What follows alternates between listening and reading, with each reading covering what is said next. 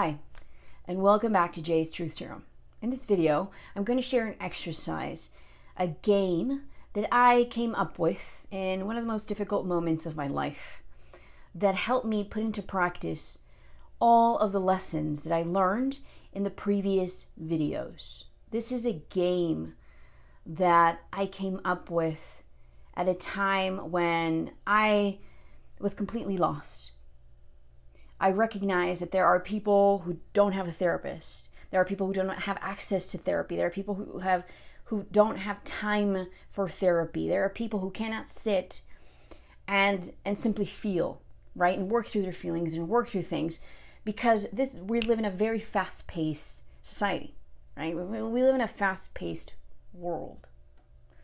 This game that I'm going to play is something that helped me put into practice the lessons that I needed to put into practice on a daily basis, in little moments, in big moments, to remind me that the feelings that held me back, that constantly bogged me down, that made me feel depressed and anxious, that the thoughts that constantly told me that I wasn't enough, that kept me from pursuing opportunities, that kept me in toxic relationships, the behaviors, the actions that I kept partaking in that really weren't serving me in life.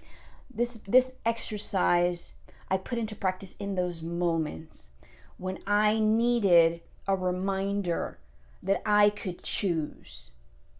Despite all of the things that I had learned in life, I could participate in my own mind. I could rewrite this script. Now, here's the thing.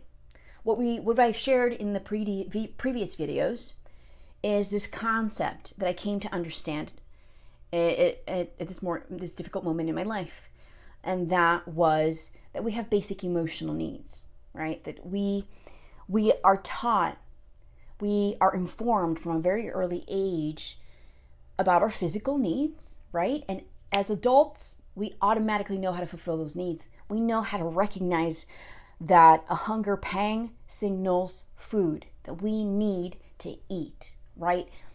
That thirst signals that we need to drink water, that is our need to be hydrated, right? And I go and I mention these examples quite often. And that is because they seem so simple, but they're really quite monumental if you think about it. Our physical needs, we weren't born knowing these associations, right? We were not born knowing that a hunger pang is a hunger pang.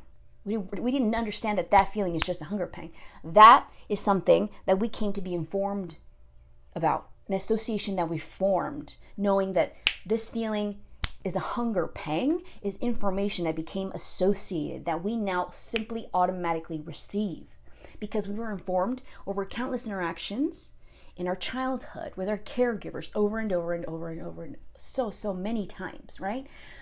That's how we learned this is a hunger pang, right? And that then came to be associated with this hunger pang signals my need for food, right? Again, countless interactions helped form those associations. Then we had to learn that signals that we had to eat. That hunger pang was going to go away when we ate. All of those bits of information is extraordinary if you think about it. The associations that our mind registered and now feeds us on a daily basis that we hardly even perceive, that help us function on an everyday basis so automatically, so efficiently, right? Because our mind is brilliant like that. Those associations are formed by countless pieces and bits of information stored in our mind after countless interactions that help us not only understand our need for food, we not only know what a hunger pang is, we know when we have eaten too much, when we have eaten too little, when we have eaten something that is hurting our tummy, something that's not good for us, right? We know when we have hunger, when we go too far without eating and you get hangry, right? Or you get a tummy ache or you get a headache, you know that that's because you haven't eaten. Why? Those associations weren't present just when you were born. Those associations were formed, right? Because that is how phenomenal your mind is. It registered before you even had a capacity to understand it, before you even had a capacity to choose. Now, the thing that I came to understand, the thing that helped this game be so useful for me is my understanding that all of these feelings that were holding me back, the anxiety, the stress, the overwhelm, right? The thoughts, the critical thoughts that told me that I wasn't enough, that constantly held me back, the behaviors that did not serve me in life. I came to understand that those things weren't random. Those things were symptoms, right? That anxiety, that stress, that critical thought, those were things that I simply hadn't been informed about, that I had been surrendering to, giving into my entire life because I wasn't informed on it. I didn't know. I didn't know what it was. I didn't know that it was a signal my mind was sending me. And I did not know that I could read it. I did not know it signaled an underlying need that I had never been informed on. It's like getting a hunger pang and fearing a hunger pang because I don't recognize that it's about my need for food. That is what anxiety, fear, stress, all of these things that constantly bog us down are. They're not bad. Feelings are significant. They're important that we have them. But feelings are information. They are signals. And if you don't learn to read those signals, you're never going to understand the need that underlies them, right? And you're not going to be able to set those feelings aside. You eat, hunger goes away. When we don't fulfill our emotional needs, the emotional needs we never learned we have, the anxiety, the stress, the critical thoughts keep coming back. Those behaviors that you don't want to partake in, but you just can't help, you keep doing them because your mind doesn't have the proper information that it needed to inform you on how to do something better, on how to live life on your own terms. This game is about understanding we don't just have basic physical needs, we have basic emotional needs. We've evolved to understand. We've evolved to have the capacity to stop and think, to consider why these things that constantly bog us down, why they keep coming up, and what we can do about them, what they mean, what underlies them, so that we can resolve them and we're not held back anymore, right? No other species can stop to think.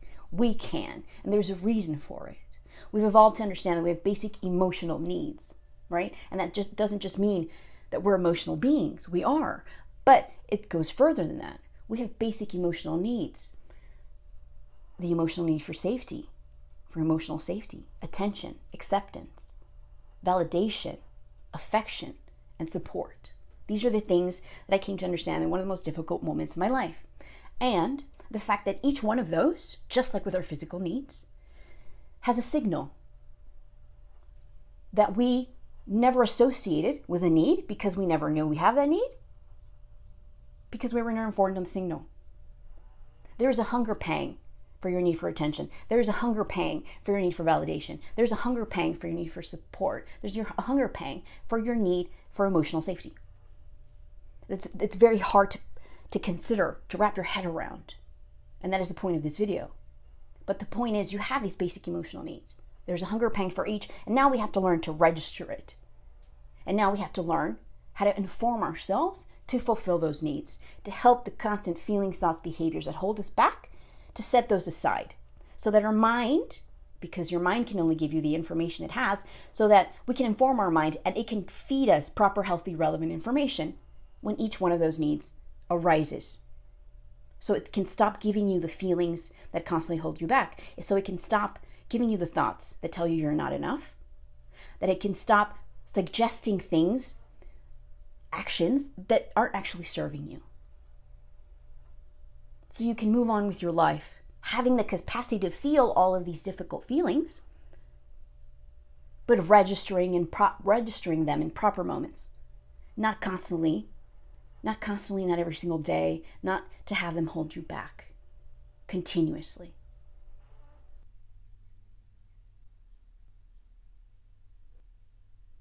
Now, a tiny bit of backstory as to where this exercise came from, because I do believe it's relevant. Back in 2020, I was in a very difficult place mentally, and I admitted myself into a mental health crisis center one night after I realized that I could no longer guarantee that I wouldn't actively do something to stop living. After years and years of struggling with depression, self-harming, I had reached a point where I could no longer pretend that I wanted to keep existing. And I admitted myself into it. First, it was a 24-hour crisis center where I had supervision. I just slept on a recliner the night. I was transferred to a mental health crisis center where I'd lived for 60 days, 24-hour supervision with other individuals under similar difficult mental health circumstances, each with their own individual struggles, different histories, different reasons of being there. And though I'm not going to go into depth in this video about that experience, something happened in that crisis center for me.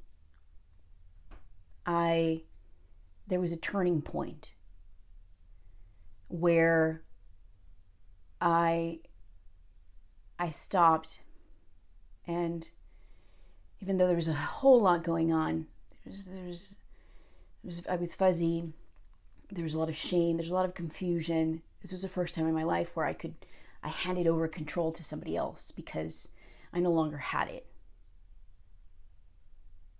And after a lifetime of performing, and after a lifetime of pretending to be okay, after a lifetime of striving to be perfect, I had given up control. And it was a very difficult time. But there was an interesting turning point for me.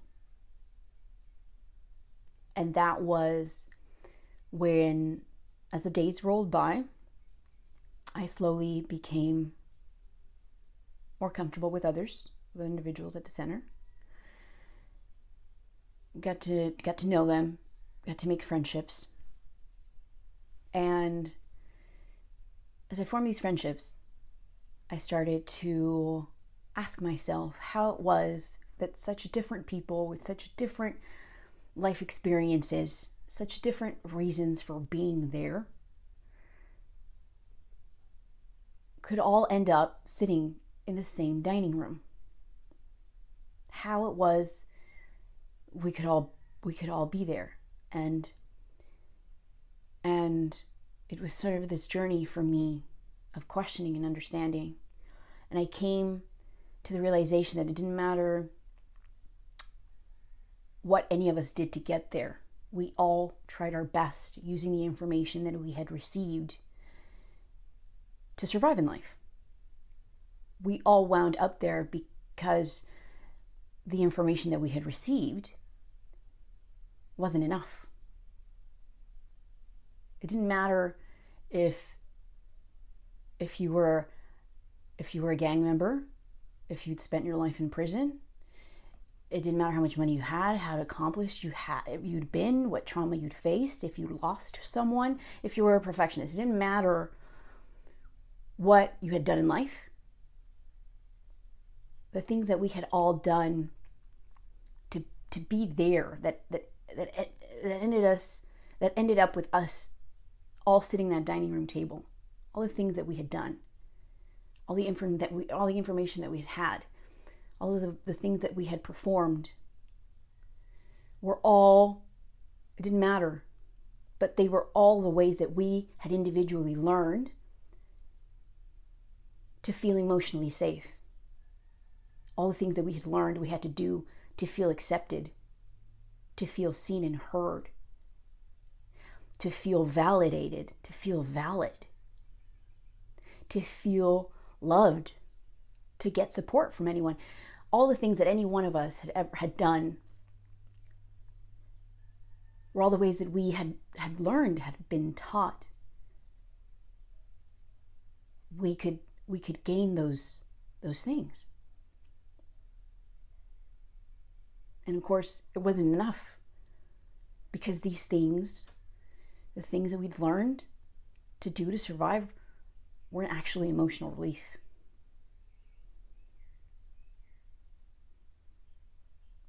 And we were all there, and we formed these friendships because we put everything out on the table. We all knew about each other and all the things we had each hidden for so long, and we saw each other. And we felt emotionally safe with each other, and we tended to each other, and we accepted each other, and we validated each other, and we supported each other. It was not about any of the things that we had learned we had to do to survive. It didn't matter what we had done. Nothing ever worked because all we ever needed was something way more basic. We had a lot of differences in between us, but we had something far greater in common, and that is these basic emotional needs that we never learned we had. And this isn't something that I could have articulated back then.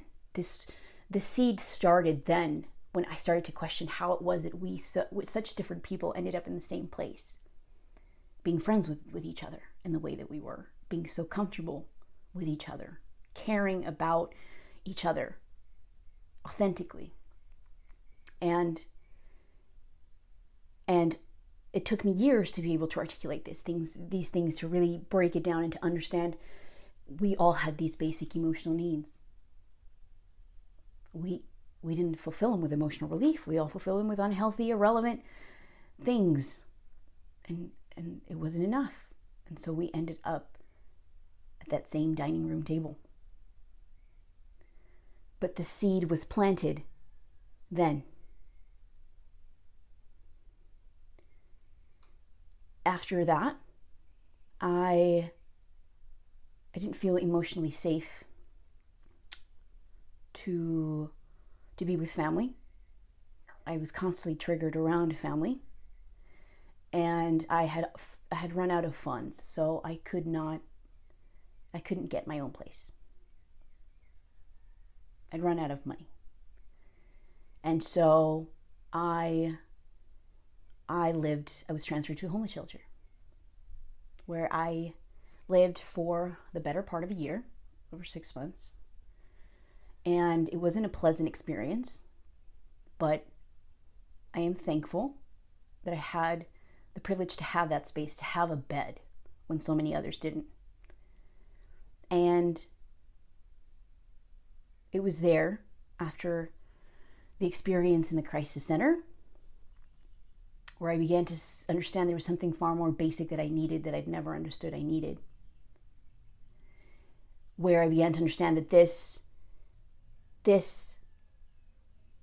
is full of information. This is what tells me and sets the limits of how I can be accepted, feel emotionally safe, tended to, seen, heard, validated, loved, supported. It was all information that I'd received that was in here. And it was something that I could change. It was something that I could audit by sitting and thinking and understanding and engaging my mind. And it was something that I could edit to remove the irrelevant, unhealthy info that I had received about how to perform in life, about that I could remove the unhealthy, irrelevant info that ended getting me into that crisis center to begin with.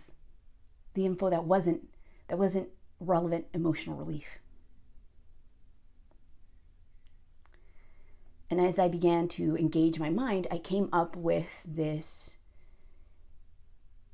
exercise. This game was born in that homeless shelter.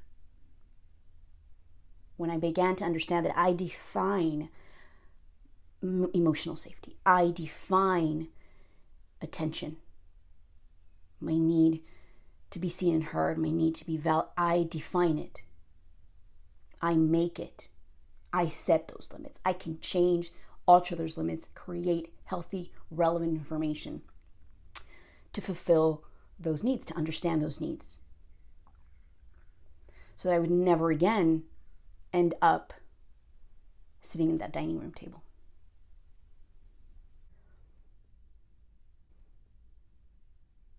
Now let's get into the game.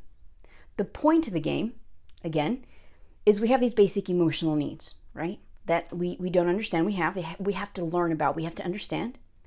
We have to learn to register the signal for each of those emotional needs, that hunger pang for each emotional need, right? And we have to be able to inform our mind about the hunger pang, the emotional need, and healthy, relevant emotional relief, right? Because you can only fulfill emotional needs with specific emotional relief, just like with our physical needs. There's specific relief for each one, right? So we have to inform our mind with the information it lacks, but also there's already unhealthy, irrelevant information that became associated to these needs, right? Our mind can only give us the information it has. We have to identify that irrelevant, unhealthy info and edit it out, right? This became associated to my need for acceptance, for attention, for validation, et cetera, and I need to understand it's not healthy, relevant info, right? It has nothing to do with fulfilling my emotional need. I got to remove this need, this information, to be able to address my need in a healthy, relevant way, right? So those two things. We have to inform our mind, understand the parts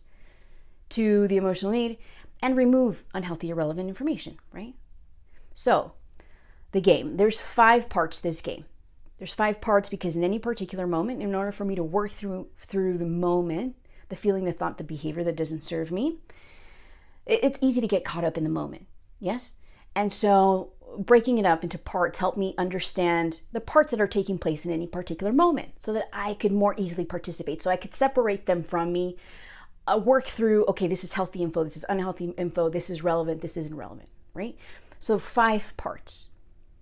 Those 5 parts, all those 5 characters take place within a crime scene investigation, right? They're all characters in a crime scene investigation or a mind scene investigation. For me, this was simply something that was relatable. I watched a lot of crime scene shows, Law and Order. I went to law school. This was just something that for me made sense. It was easy for me to access and partake in.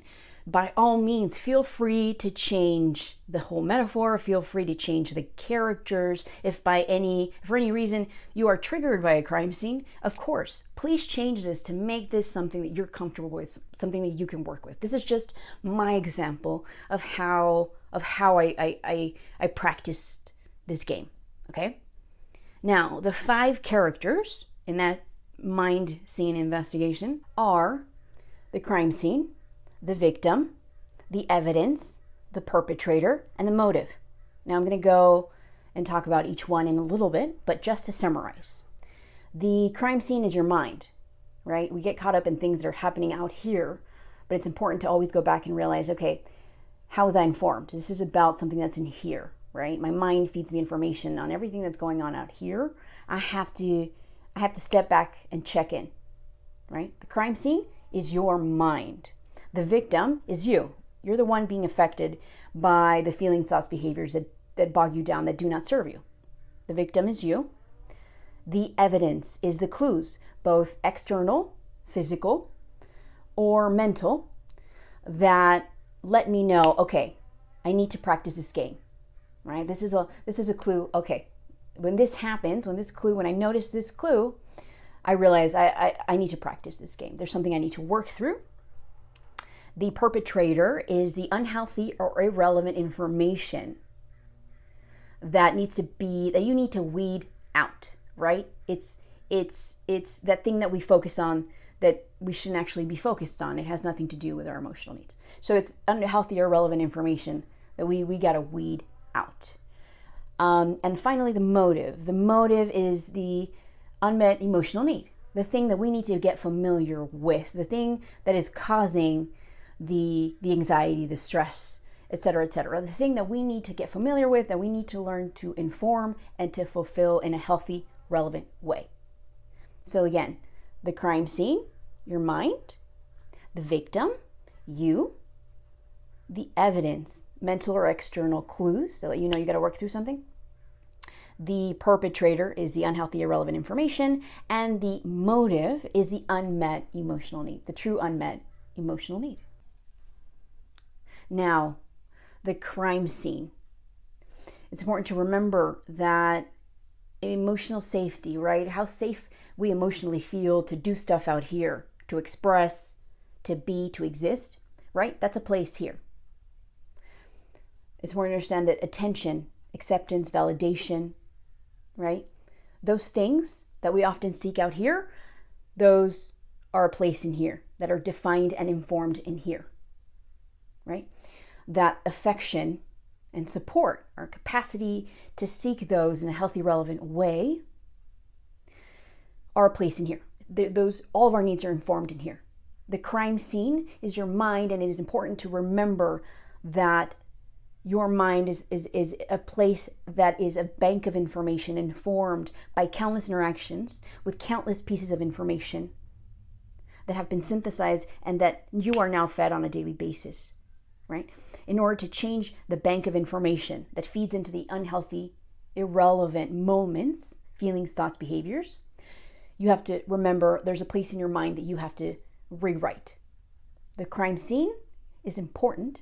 Your mind is important because it is yours and you can participate. And you have to remember that everything that you perceive out here is information that's fed, that you can change. Now, the victim is you, right?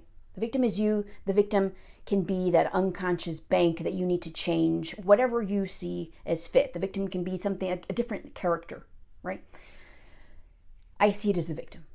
The victim is significant because you matter, right? It is important in those moments where we want to rewrite, that we want to work through, that we want to change. It's important to remember ourselves because you matter. Your life, living your mind on your own terms, feeling and carrying emotional safety, attention, acceptance, validation, carrying the information with you about those is reinforcing to yourself that your life matters, right? So recognizing that character in any moment, difficult moment that you have to work through, remembering yourself is an anchoring point. The next part, the evidence, right? It is those clues, those symptoms, both mental or physical, external, that help me understand, okay, this is evidence that there's an underlying need. There's something I got to work through, right?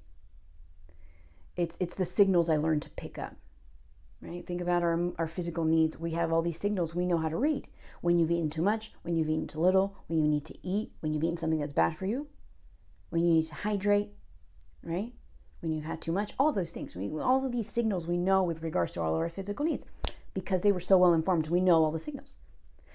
All these other signals that seem like there's no rhyme or reason, there is. They just relate to our physical need, our emotional needs, and we never learned to read them. We never were informed on them, so we never associated them to any of our particular needs. These clues are symptoms. They're information about either an emotional need that needs to be fulfilled, an emotional need that hasn't been fulfilled. We need to learn to read signals in terms of feelings, thoughts, behaviors as information that is informing us about our needs, right? Our emotional needs define our capacity to feel safe and in control in our world, right?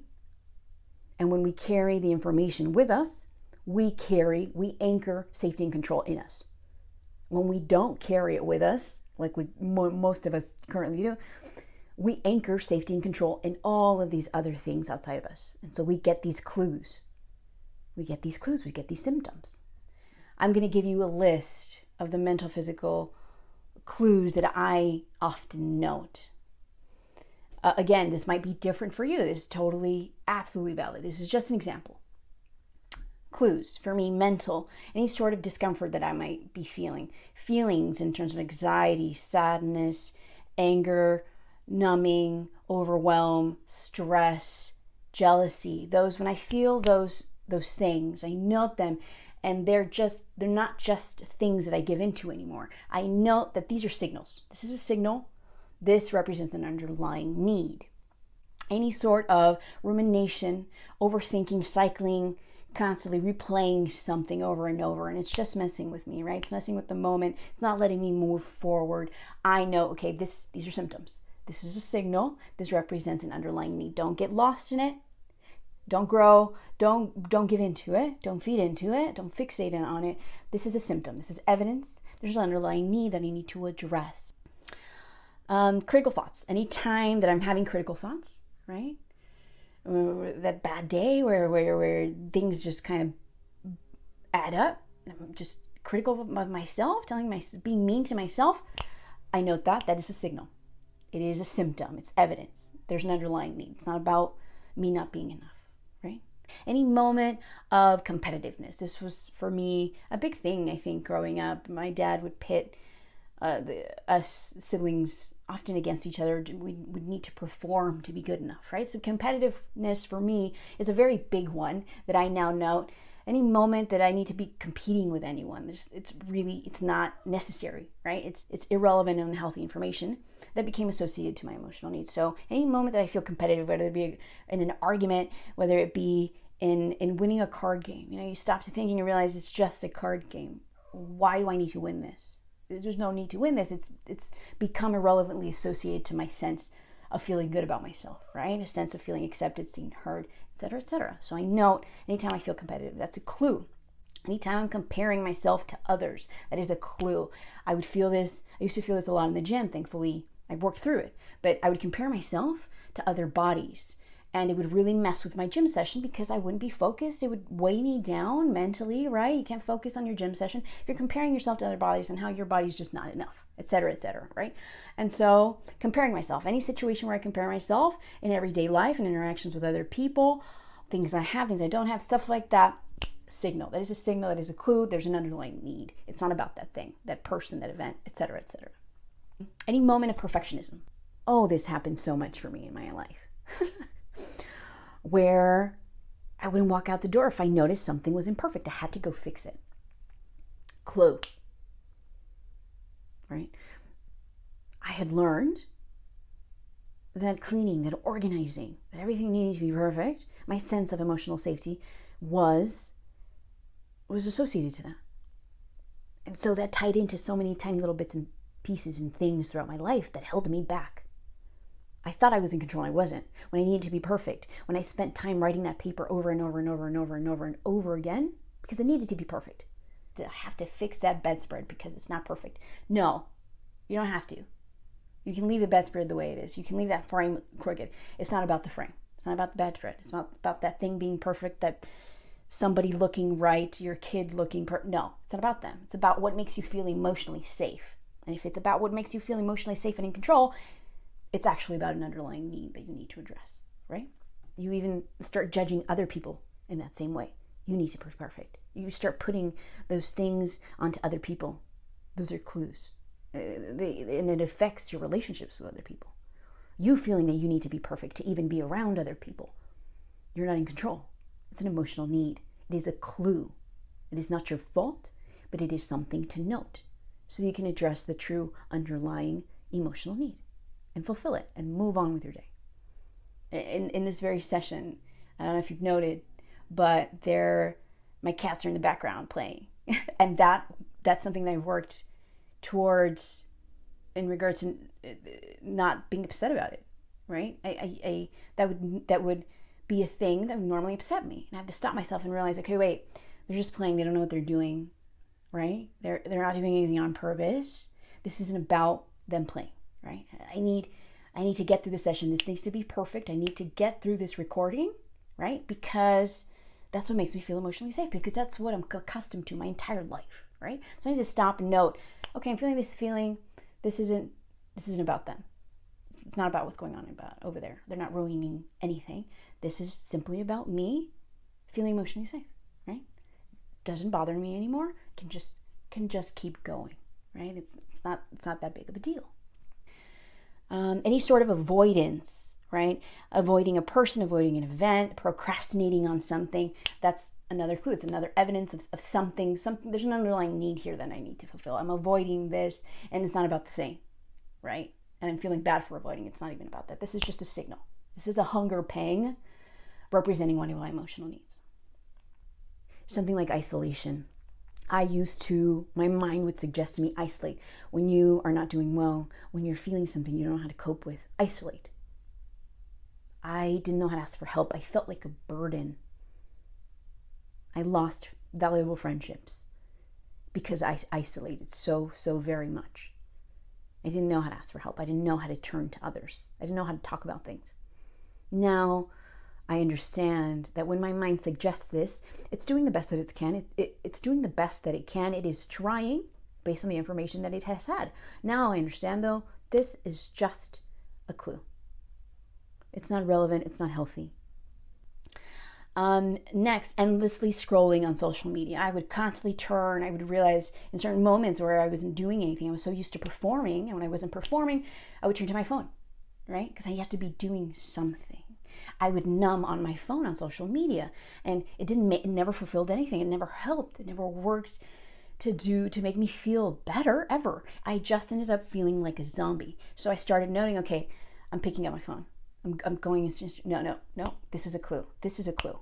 It can be any number of things. This is just a list that I've compiled that pertains to me, right? All of these things are clues, right? There's a whole bunch of a lack of information with regards to our emotional needs.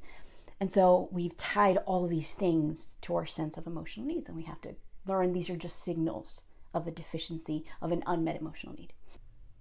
Next is the perpetrator, right? The unhealthy or irrelevant information that we have to remove from this equation, the things that's not helping us, right? The thing that our mind is suggesting, which is causing this evidence, these clues to pop up, this anxiety constantly, right?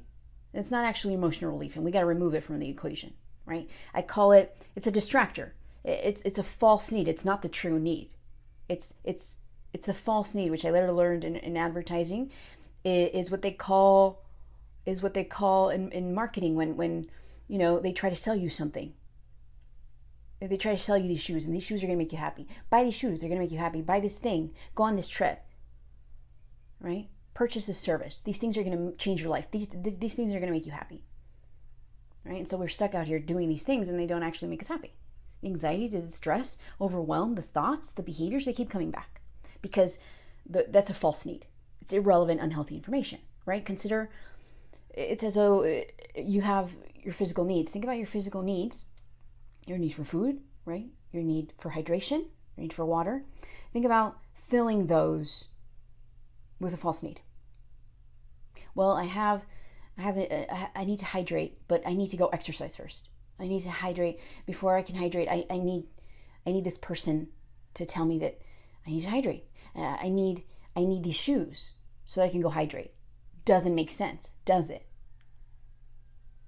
I need these people to like me so I can fulfill my need for food. I need to accomplish this goal, get that job, right? Get accepted into this school. Win this thing in order for me to hydrate. No, it makes zero sense because your need for hydration, your need for food, your need for water, your need to warm yourself is so well informed that you know those things are separate from you and those basic needs that you need to survive. Right? The thing is, we have all those irrelevant false needs associated to our emotional needs. We have to remove that information from that equation. You're supposed to carry information. You're supposed to carry self-acceptance. You're supposed to carry attention, information with you. Emotional safety, validation, affection, support. You're supposed to just carry it with you. You don't ask anybody, is this a hunger pang? Is this real? No, you know it. You don't need anyone to validate your need for water. You know it. You carry it with you. It's the same thing with our emotional needs. You have to ask yourself, is it really about this thing? Is this really something that's going to help me survive? Or is it really just about my emotional need for attention, acceptance, safety, validation? Right?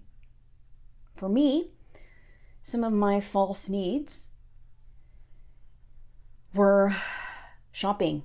I need to organize. I need to clean. I need to fix that frame. It's crooked. I need to accomplish. I need to be intelligent. I need to be attractive. I need to have these clothes. I need to spend money, rack up credit card debt, right? I need to have this career. I need these people to like me. I need to be in this relationship. I need to not express myself. I can't be myself. All of it irrelevant, unhealthy information. Those things became associated to my sense of self. Now, the thing is, these things are all fine and good, but you're supposed to be able to just go in life, walk out the door, and enjoy these things without them tugging on your sense of feeling good about yourself. Walk out the door knowing attention, acceptance, validation, affection, without getting that, without whether or not you got that job offer, without that tugging at your capacity to feel good or not. I know this is hard to wrap our heads around, but think about what happens when something like getting that job or not, getting that promotion, getting that fancy car, getting those shoes. When we stop needing those things, those false needs, we let go of a whole bunch of emotional labor, a whole bunch of energy wasted. When I need to be in this relationship with this person and it's not actually healthy, you stop wasting emotional labor. You remove the false need. You understand you just have a basic emotional need that requires specific emotional relief. You remove a whole lot of emotional labor and energy that you previously wasted. We've evolved to understand that we can remove these false needs from that equation.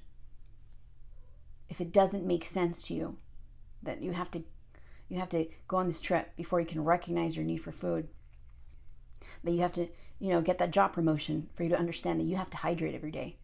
It doesn't make sense, doesn't it? It's not supposed to make sense that we hinge our capacity to feel good on any of those things either. Find the perpetrator. Ask yourself, is this really what I need? For me, it took time. It takes time to sit and acknowledge. But every time I did it, it got a little easier. Is it really about this accomplishment? Is that accomplishment really going to do anything for me? Or was I just taught that that's the only way that I can be accepted? Do I have to be passive aggressive, or was I just taught that I can't be direct in how I relate and talk certain things with people? That's too scary. Do I really need that accomplishment, that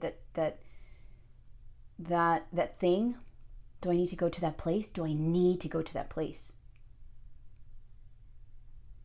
Or was I just taught that that's the only way that I can feel good? Let me take back my capacity to feel good. Let me redefine. Let me anchor my capacity to feel good in any given moment back in me. This is a shortcut, if you'll indulge me, if you'll consider. Once I realized this practice, this game, got a whole lot easier. And that is, it's never about the thing you think it's about. It's never about the thing you think is making you feel upset. It's never about the thing you're thinking about, you're overthinking about, you're ruminating about, you can't stop thinking about. It's never about that thing that action that doesn't serve you. It's never about something external to you. It is always about a basic emotional need. It's not about that thing somebody said or didn't say to you. It's never about what you said, how you looked, what you did. It's not about the money. It's not about the job you didn't get. It's not about the person you can or cannot be with.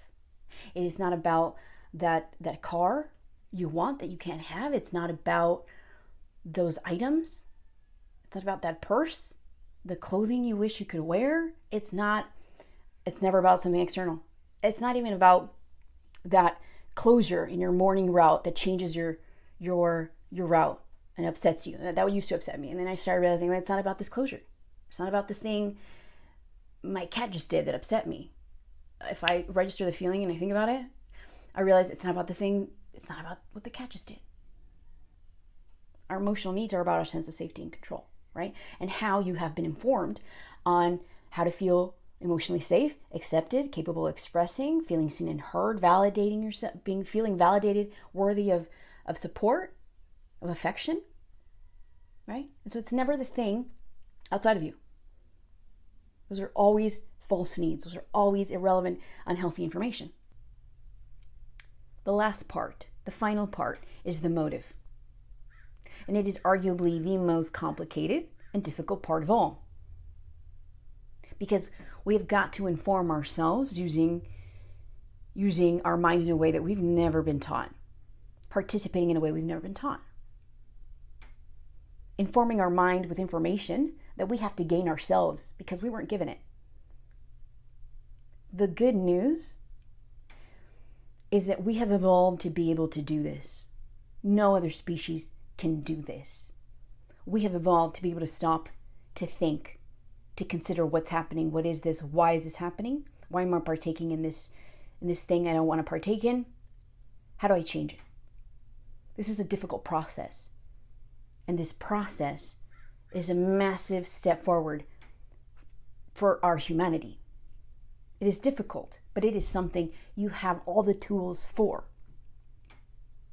And it takes asking yourself two very important questions. What is this really about? What do I need? What do I really need? The motive is about uncovering the true need, the underlying basic emotional need that is causing these symptoms, right?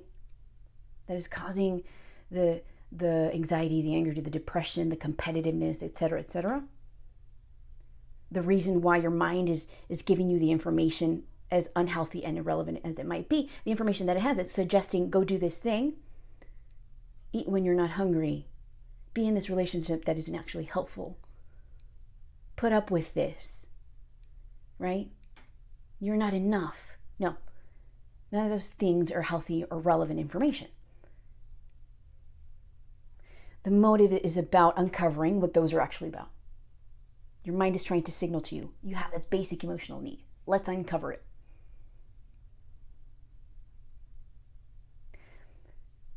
Is it about your emotional need for safety?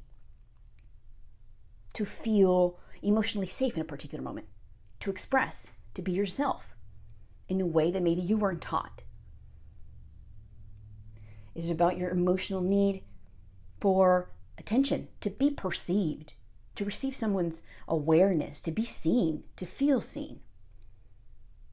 Is it about your emotional need for acceptance, right? To be received, for others to accept you? Is it about your emotional need for validation, for your internal world, your wants, needs, thoughts to be validated?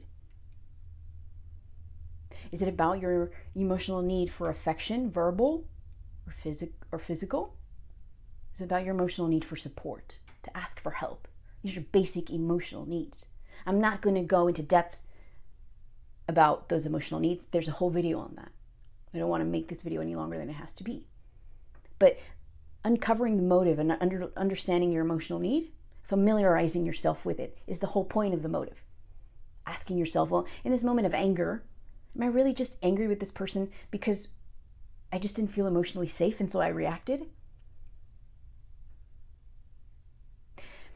Is the reason that I need to go shopping and I need to go buy this thing and I need to have this thing or that thing or all of these things to be happy?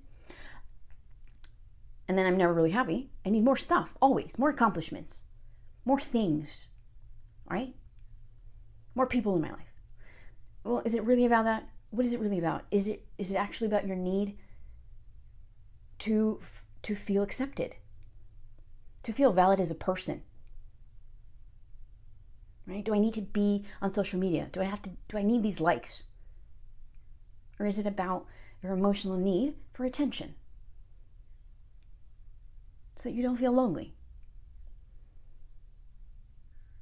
Do I have to have this outburst, or is it really just about me needing a hug? Somebody to tell me I matter? You have got to sit with yourself and be honest. in a way that you might not be honest with anybody else. It's okay, because it is you and your own mind, and you can be honest with you. It takes engaging and maneuvering your mind and recognizing in that moment, okay, this is what it's really about. This is what I actually need. Taking that a step further and realizing, okay, when I need attention,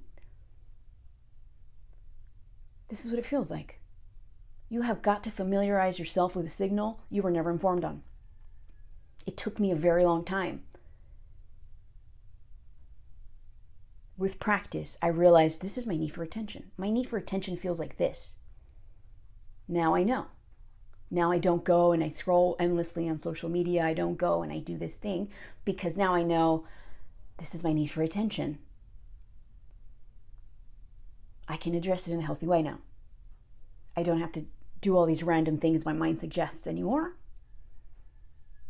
And then I can just move on with my life. You have to sit and register these basic emotional needs you've evolved to understand. Then you have to sit and register the signal for each. What does it feel like when you need attention? What does it feel like when you need to be accepted, validated? When you need a hug, when you need a compliment, when you need support? What does that feel like? Your mind will suggest things to you that aren't helpful, and you will sit and understand, okay, I understand you're trying your best and you're trying to give me healthy, relevant information, but this isn't actually healthy. I understand that now. This is the emotional need. This is a feeling. This is healthy. This is how I'm going to do it. I cannot tell you what each one feels like. I will give you examples in other videos as to how I figured it out. But this is something that you inevitably have to engage your own humanity in. You have to engage yourself. And you have all the tools. You can do this. You are brilliant. You are important. And you matter. Live your life. Live your mind on your own terms. Find that motive. Familiarize yourself with it. And remember that every time an uncomfortable feeling that holds you back chronically, thoughts that hold you back, actions that you don't want to partake in, whenever those things pop up, whenever your mind suggests them, remember that you can choose differently. It's your life. It's your mind. And now you choose how you're going to live it.